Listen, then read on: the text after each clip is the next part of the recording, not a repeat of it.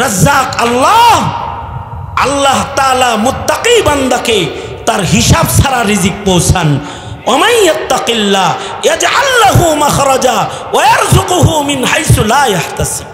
তাহলে আল্লাহর কাছে সব আছে, বান্দার কাছে সব নাই। সব আছে কার কাছে? জোরে বলেন। মালিক কে? সব কিছুর মালিক কে?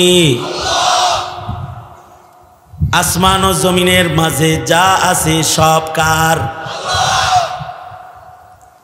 যেহেতু সব আছে তার কাছে, এ কারণে চাওয়া তো তার কাছেই দরকার। মোদি দাদার কাছেও চাই লাভ নাই, কারণ হের কাছে সব নাই, ঠিক না? আমেরিকার কাছে চাই লাভ নাই, ট্রাম্পের নিজেরই নিশ্চয়তা নেই। কোন সময় আবার বাইডেন আসলো, চলে গেল, উনি আইছে উনিও যাইব, উনি তো নাই। বান্দার কাছে কারোর কাছে চাওয়ার কিছু নাই। বান্দার যা চাওয়া আছে সব আল্লাহর কাছে। তো রিক্সায় উঠছি, যাব,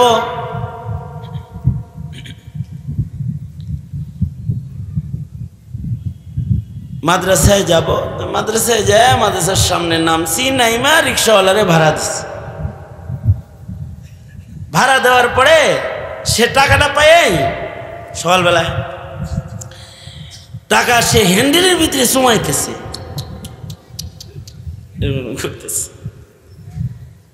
তা আমি বললাম, এই এনে চুমাস কে? রিজিক রিজিক হুজুর, রিজিক। এই রিক্সার হ্যান্ডেলে রিজিক হুজুর, এটা না থাকলে কি দিতেন টাকা? রিজিক। আমি কি তুমি এইভাবে কথা বললো না, আমি তোমাকে বলতেছি তুমি এটা কইরো না, ঠিক আছে হুজুর?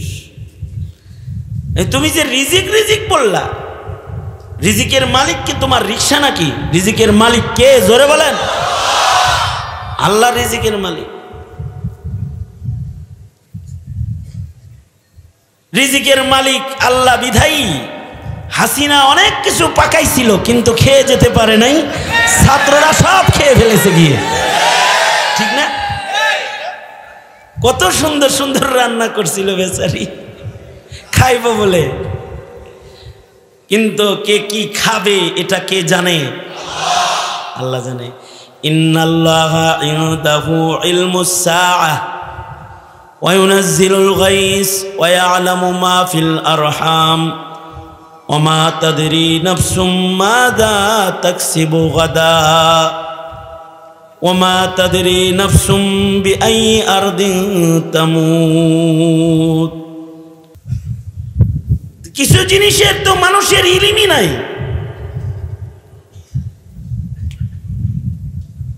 গণভবনে বসে খাইতে হবে নাকি হিন্দু দেশে গিয়ে দাদার করুণা ভিক্ষা খাইতে হবে? জানা নাই, জানা নাই। আস্তে, এটা জানে একমাত্র কে?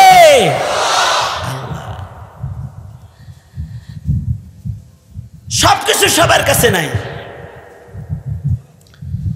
কিন্তু একজনের কাছে সব আছে, তিনি কে?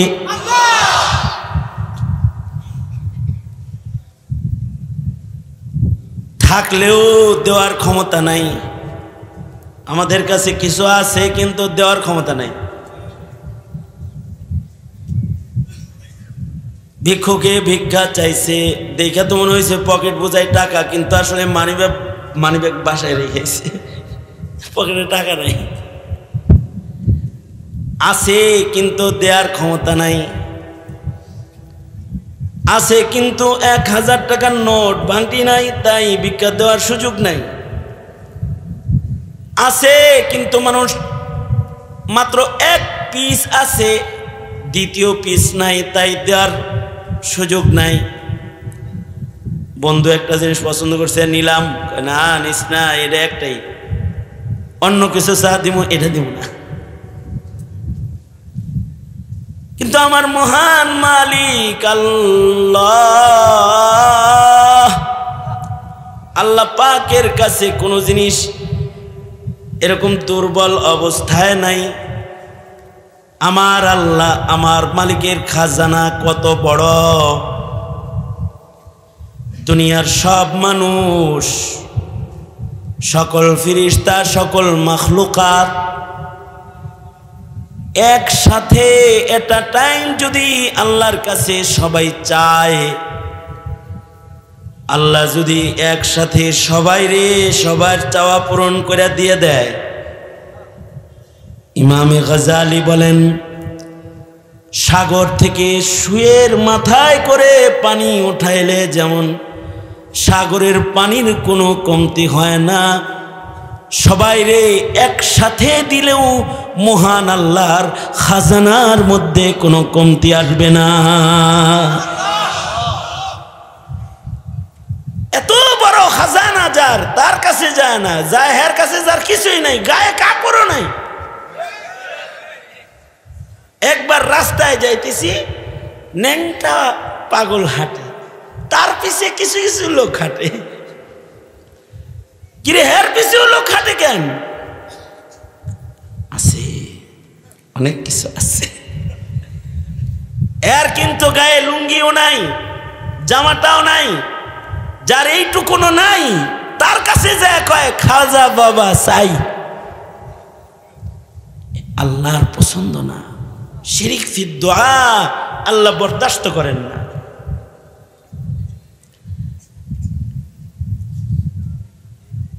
এজন্য বান্দা চাইবে আল্লাহর কাছে, কারণ আল্লাহ তাআলা সক্ষম আর বান্দা অক্ষম।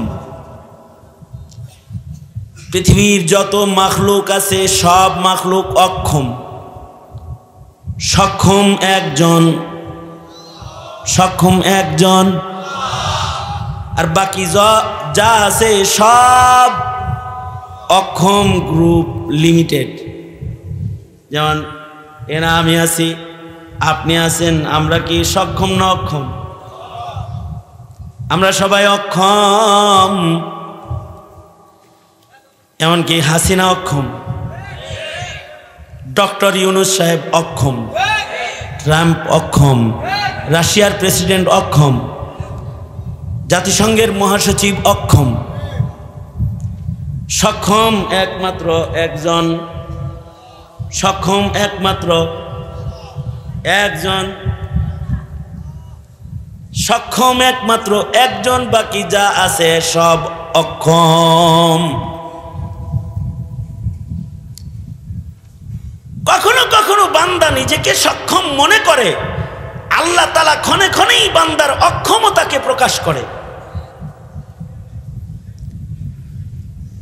ডেলি অক্ষমতা প্রকাশ করে, বান্দারে বুঝায়, এই তুই কিন্তু, তোর কিন্তু বেল নাই, তুই কিন্তু অক্ষম, তুই তো একটা ছিদ্রি কন্ট্রোল করতে পারস না, মুতে ধরলে দৌড়াস বেটা, কতটা অক্ষম তুই, পেশাবে চাপ দিলে দৌড় দেস, কতটা অক্ষম, বাথরুমে চাপ দিলে তো কোনো কথাই নেই।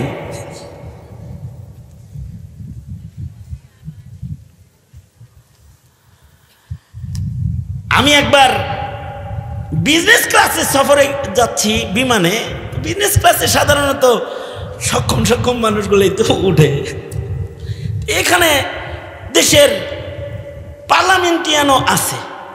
ঘটনাচক্রে এই লোক বিমানে ওঠার পরে এর পাতলা পায়খানা হয়েছে, মানে বিমানে উঠতেছে, এদিক দিয়ে তার পেটে সমস্যা, কি করবো, উঠে যে গেছে।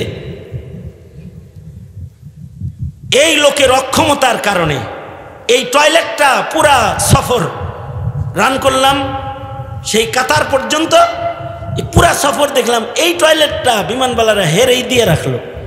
বললো, হায় রে, বাংলাদেশে কি ডোক ডাক ঢোল বা, এর সামনে কথা বলা যায় না, কিন্তু এখন একটা টয়লেটের জন্য আলাদা বরাদ্দ, এখানে আর কেউ যেতেই পারবে না। মনে মনে ভাবলাম, সে যদি তার অক্ষমতাটা বুঝত, তাহলে বাংলাদেশে কত ফাইজলামি করে এগুলো করতো না। মানুষ সব অক্ষম। হাসিনা নিজেরে মনে করছিল সক্ষম, এ কারণে নায়েবে নবীরা শাপলায় দাঁড়াইছে, গুলি করে ঝাঁঝরা করেছে, তার সক্ষমতা সবলতা প্রকাশ করেছে। মোদি বিরোধী আন্দোলনে উলামায়ে কেরাম রাজপথে নেমেছে, আলেমদেরকে গুলি করেছে, আলেমদেরকে জেলখানায় তালাবদ্ধ করেছে, হাজার হাজার আলেম উলামাকে মামলা দিছে। সবাই রে নিজের ক্ষমতা প্রদর্শন করে কাবু করে ফেলেছে, মনে করেছে সক্ষম। কিন্তু সব সময় সক্ষমতা আল্লাহ তাআলা খাটাইতে দেয় না। ফেরাউনও মনে করছিল সক্ষম, কিন্তু পানি দিয়ে দিছে জাতা। নমরুদ মনে করেছিল সে সক্ষম, ল্যাংরা মশা দিয়ে দিছে ঘুষা নাকের ভিতরে। হাসিনা মনে করেছিল নিজে সক্ষম, ছাত্র জনতা তাকে দেশ ছেড়ে পালিয়ে যেতে বাধ্য করেছে।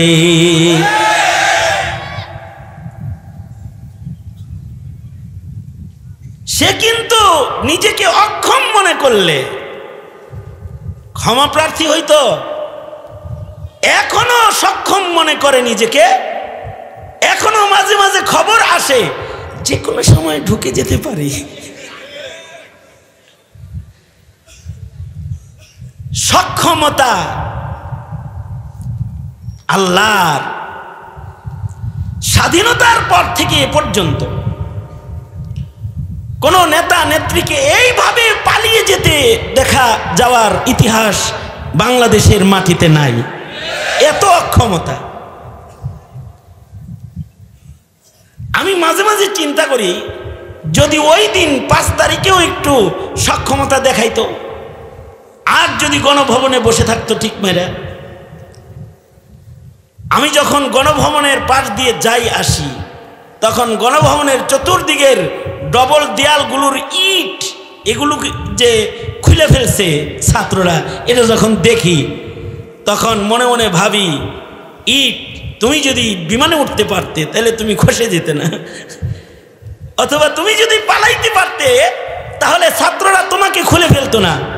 হাসিনাও যদি তোমার মতো বোকামিটা করে ফেলাইতো, যে বসে থাকতো, তাহলে এদেশের ছাত্র জনতা বিগত দিনের জুলমের প্রতিশোধ নিতে গায়ের চামড়া তুলে ফেলত, গায়ের চামড়া তুলে ফেলত।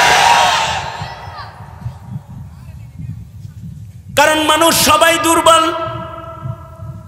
सरापा आजिज़ी होने, सरापा आजिज़ी होने ने बंदा कर दिया हमको, सरापा आजिज़ी होने ने बंदा कर दिया हमको, वगरना हम खुदा होते जो दिल बे आरज़ू होता। অক্ষমতা এটা বান্দার গুণ, আর সক্ষমতা আল্লাহর গুণ। অক্ষমতা প্রকাশ করা এটা বান্দার একটা গুণ, আর সক্ষমতা এটা আল্লাহ পাকের শান। এ কারণে সব মানুষ নিজেকে অক্ষম বানাবে দোয়ার মাধ্যমে। আল্লাহকে বলবে, আল্লাহ আপনি ছাড়া আমার আর কেউ নাই, আপনি আমাকে রিজিক দেন। আল্লাহ আপনি আমাকে সন্তান দেন। আল্লাহ আপনি আমার অসুস্থতা ভালো করে দেন। আল্লাহ দয়া করে আপনি আমাকে ঈমানের মৃত্যু দিবেন। ওগো আল্লাহ আমি কবরের আযাব থেকে মাপ চাই। ইয়া আল্লাহ আমি হাসরের ময়দানের বিচারের ভয়ঙ্কর দিবসের ভয়ঙ্কর অবস্থা থেকে পানাহ চাই। ওগো আল্লাহ আমার এটা দরকার, এটা দরকার, এটা দরকার। যা যা বান্দার লাগে সব আল্লাহর কাছ থেকে চেয়ে নেওয়ার জন্য আল্লাহ তাআলা মুস্তাকিল একটা ইবাদত বান্দাকে দান করেছেন, দোয়া। যখন যা লাগবে বান্দা চাইবে আল্লাহর কাছে। এমনকি হাকিমুল উম্মত মুজাদ্দিদুল মিল্লাত শাহ আশরাফ আলী থানভী রহমতুল্লাহি আলাইহি তিনি বলেন, বান্দার যদি জুতার ফিতাও ছিঁড়া যায় সেটাও চাবে আল্লাহর কাছে। মনে মনে ভাবতে পারেন, পকেটে টাকা আছে, দোকানে জুতা আছে, জুতা ফিতা ছিঁড়া গেলে আল্লাহর কাছে চামকির লিগা, এজন্যে আল্লাহর কাছে চাইবেন। পকেটে টাকা আছে, দোকানে জুতা আছে, কিন্তু যে পাটা জুতা পরবেন এ পায়ের সচলতা আল্লাহর কাছে। ইচ্ছা করলে যে কোনো সময় তিনি এ পাকে প্যারালাইজড বানায় দিতে পারেন। দুইটা পা লয়া বাইর হইছেন, কিন্তু ঘরে পা সারা ফিরাইতে পারে। কত মানুষই ফিরায় দেয় না। রান থেকে কাটা পড়ে গেছে, পা নাই, তার টাকা আছে, কিন্তু তার জুতা পরার পাটা আল্লাহ তাআলা তাকে রাখে নাই, নিয়ে গেছে। হাঁটতে পারত, তার সক্ষমতাকে আল্লাহ তাআলা লয়ে গেছে, তন্দুরস্তি হালাত নষ্ট হয়ে গেছে। কারণ এই সব কিছু যেহেতু আল্লাহর কাছে, এ কারণে হযরত থানভী বলেন, জুতার ফিতা লাগলেও এটা চাইবা তুমি তোমার আল্লাহর কাছে।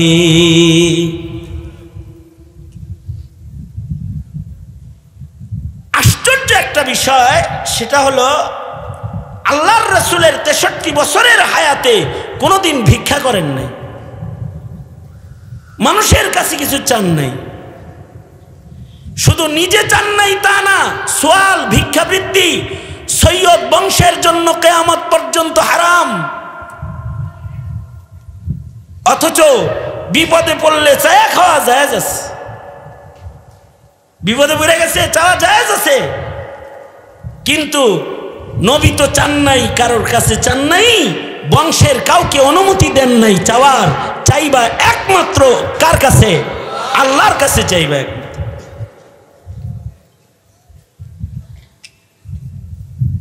শরীয়তে ইসলামে কিছু কিছু বিষয় আছে যে বিষয়গুলো জায়েজ,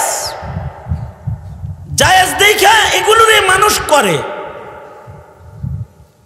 ভিক্ষা করা জায়েজ আছে, এটা জানার পর থেকে সে ভিক্ষা করে। এমনকি ডাক্তারের কাছে যায় ভিক্ষা করার জন্য নিজের হাত পা কাটার চেষ্টা করে। নাউজুবিল্লাহ, এরকম ভিক্ষুক বাংলাদেশে আছে।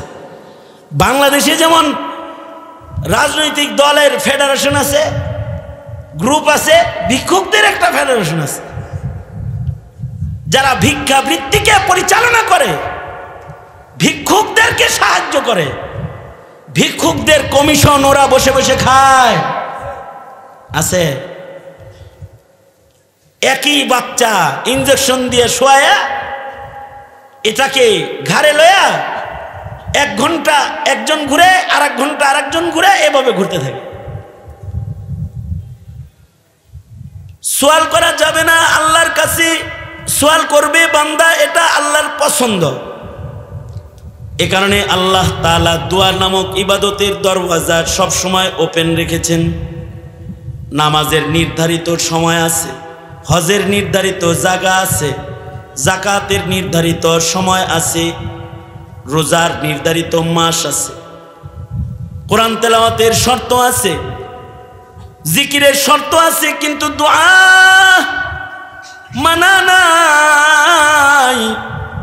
হায়েজা একটা নারী, যার কোরআন পড়া নিষেধ, যার নামাজ পড়া নিষেধ, কিন্তু দোয়া করা তার হালাল রেখেছেন।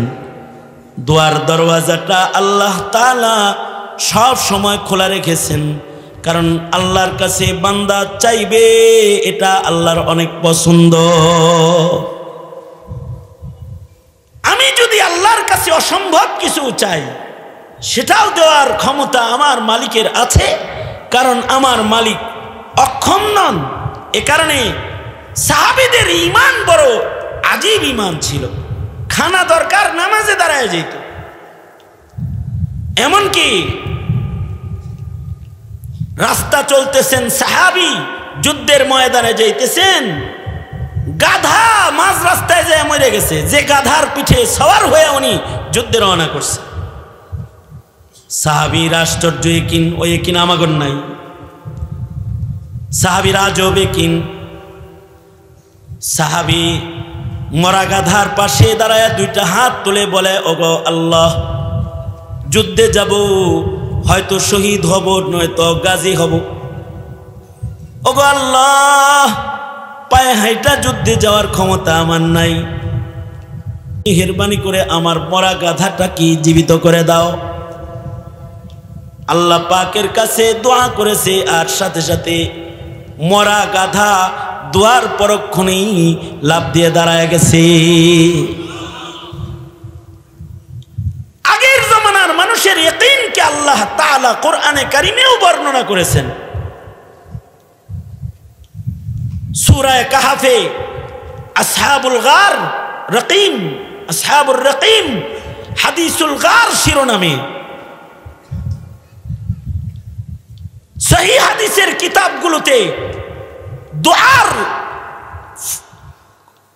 আল্লাহর সাথে বান্দার দোয়ার সম্পর্ক কতটা জটিল আল্লাহর রাসূল শুনাইছেন। যে পাহাড়ে বিশাল বড় পাথর যেটা গুহার মুখে রয়েছে, দোয়া করে সরায় ফেলাইছে। অনেকে মনে করে বাংলাদেশের মাথা থেকে জগদ্দল পাথর শেখ হাসিনা আওয়ামী লীগ সরকারকে বুঝি ছাত্র বৈষম্যের ছাত্ররা আন্দোলন করে সরায়া তারাও বুঝি এটা স্বাধীন করেছে। না, শুধু তারা না, ছাত্ররা মাঠে নেমেছে ঠিক, কিন্তু ওদেরকে বিজয়ের জায়গায় নেওয়ার জন্য জেলখানার বন্ধ কুঠুরিতে কিছু মানুষের চোখের অশ্রু ঝরেছে, জায়নামাজে সেজদারত কিছু মানুষের চোখের পানি ঝরেছে, মসজিদে নামাজরত কিছু মানুষের চোখের পানি দোয়ার মাধ্যমে গড়ায় পড়েছে। যারা এই জালিমের কাছ থেকে মুক্তি কামনা করেছে, দোয়ার বরকতে আল্লাহ তাআলা আসহাবে রকিমের পাথরের মতো এদেরকে সরায় দিছে। দোয়ার দ্বারা অসম্ভব সম্ভব হয়, দোয়ার দ্বারা অসাধ্য সাধন হয়। কারণ দোয়ার মাধ্যমে সম্পর্ক আল্লাহর সাথে হয়। এ কারণেই হযরত জাকারিয়া বুড়া বয়সে বন্ধা বিবি ঘরে, তারপরেও আল্লাহর কাছে দোয়া করে, ওগো আল্লাহ, আমি বুড়া কিন্তু আমার বিবি বন্ধা, তারপরেও ওগো আল্লাহ, আপনি কিন্তু আমাকে একটা সন্তান দান করেন।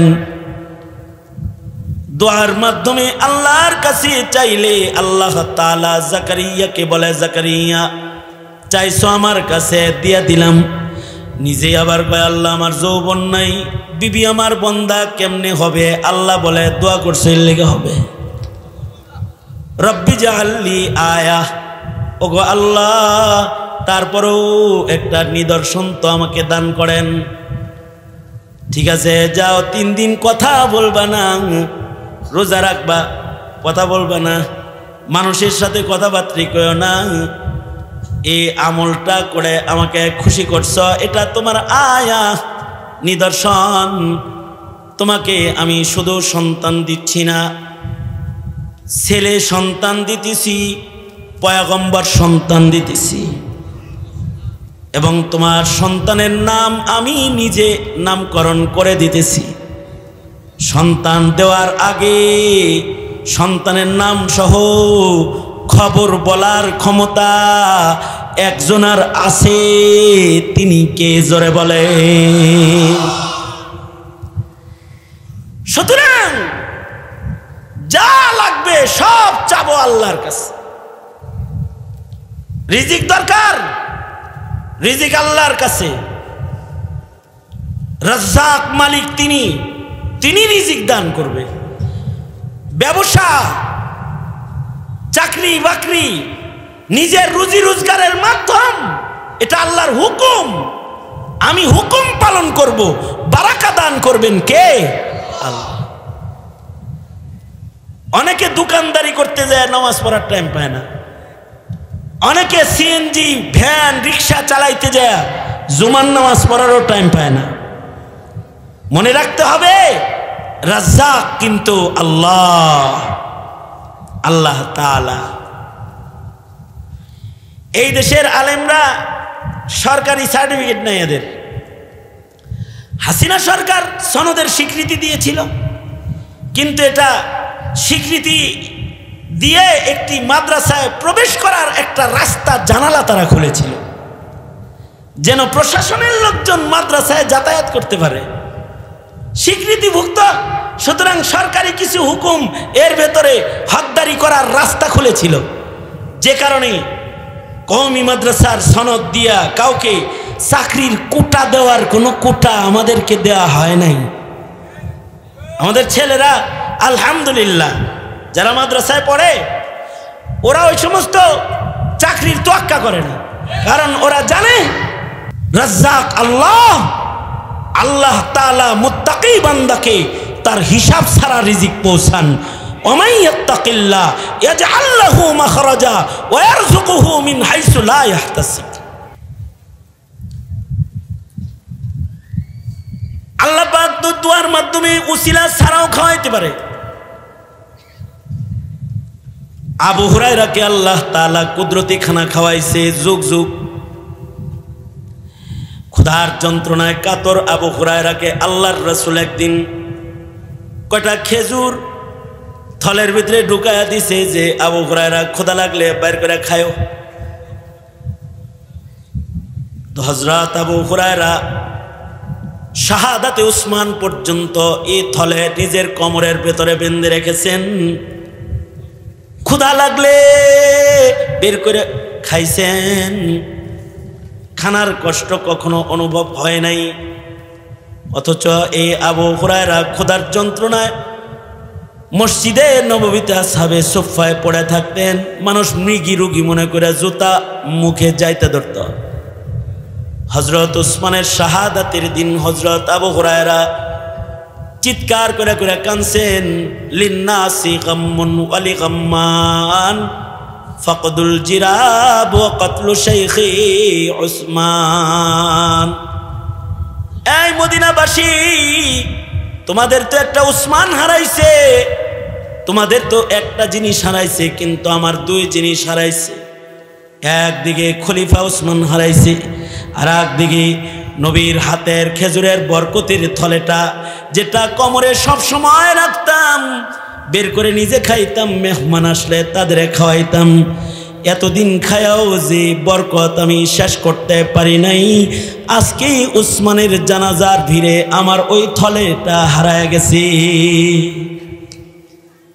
বরকত আল্লাহ পাকের। এ কারণে কোটিপতিকেও অনেক সময় ভিক্ষা করতে দেখা যায়, বিচারপতি মানিককেও কলা পাতায় শোয়া দেখা যায়, সালমান এফ রহমানের মতো এত বড় অর্থ সন্ত্রাসী তাকেও লুঙ্গি পরে নৌকায় রাতে রত্ন করে বসা দেখা যায়। রিস্ক কার? জোরে আওয়াজ করে বলেন কার? আল্লাহ। এই মাদ্রাসার ছাত্র সংখ্যা কত? 650। এইরকম 40,000-এর মতো মাদ্রাসা আছে যা বোর্ডভুক্ত। এই 40,000 মাদ্রাসায় লক্ষ লক্ষ আলেমে দ্বীনরা চাকরি করতেছে, আর কোটি কোটি তলবে ইলমরা এখানে লেখাপড়া করতেছে। তাদের আগামী কালকের খাবারের বাজেট মুহতামিম সাহেবের কাছে নাই। আজকে বসা ছিলাম আপনাদের এলাকায়, আমার বড় ভাই মৌলানা মুফতি মাহবুবুর রহমান কাসেমি উনি থাকেন, উনি বলতেছিলেন আমাদের নূর হোসেন কাসেমি রহমতুল্লাহ আলাইহির কথা। আজকে এখানে বলতেছিল, আমি শুনলাম এই এখন মনোর হোসেন কাসেমি সাহেবের কাছে ওনারা বলতেছে যে একবার তো এরকম হইল, আমাদের বছর মাদ্রাসা ভর্তি ছাত্র, কিন্তু সকাল থেকে সন্ধ্যা পর্যন্ত বাবুর্চিকে চুলা জ্বালাইবার জন্য কোনো চাল দেওয়া সম্ভব হয় নাই।